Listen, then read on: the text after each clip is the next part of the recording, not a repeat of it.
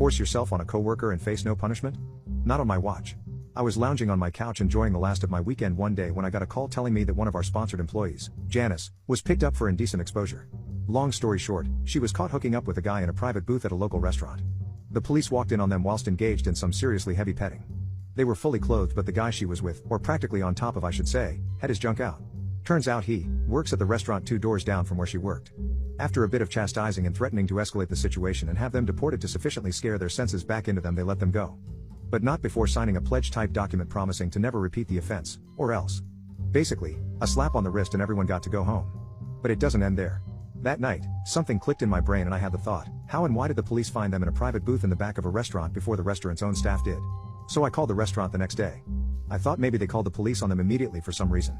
Or maybe the couple got belligerent when staff asked him to stop. Turns out the staff didn't notice a thing. In fact, up until that day the police have never been to that restaurant before. And when they did, they simply walked in, went straight to the back booths where the two were sat and busted right in. I realized this meant that someone must have seen them and called the cops on them point blank. The question was who? I decided to speak to Janice. I wanted to speak to her anyway that day both to check in and get her version of the situation. I also gave her the you did something stupid chat and reassured her that she's keeping her job.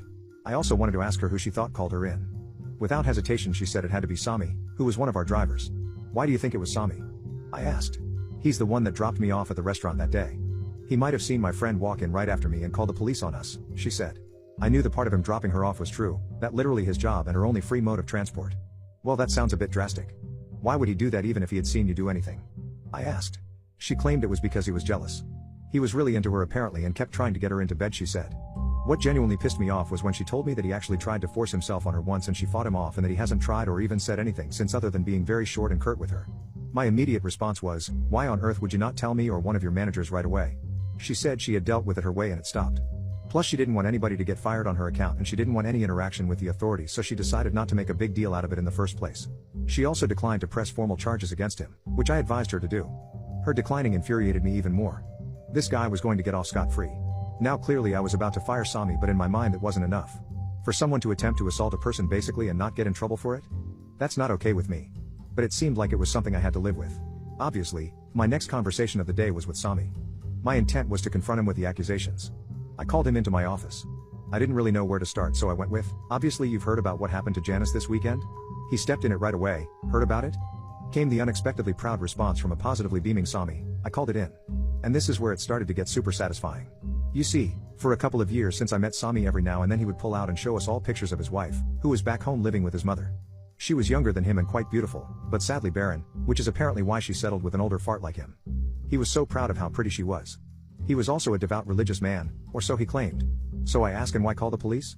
He came back with, after I dropped her off I waited to see who she was meeting because she's a troublemaker woman. When I saw the man walk in after her I call police because I know him and he is married and this is against the laws of God and man. I'm smiling now, I knew I got him. Why do that instead of calling your direct manager, or even me, and before even seeing for yourself what they were doing exactly at that? Why make it my problem and the company's problem what she does in her own time? Silence. His head was down counting his shoes. Sami, I know why.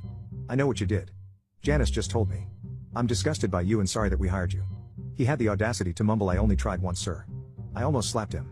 Anyway, I fired him. I handed him a one-way ticket home, which was in 4 hours, and told him to get the hell out. This is where I get my not-so-petty revenge. I had his house phone number saved somewhere from we hired him.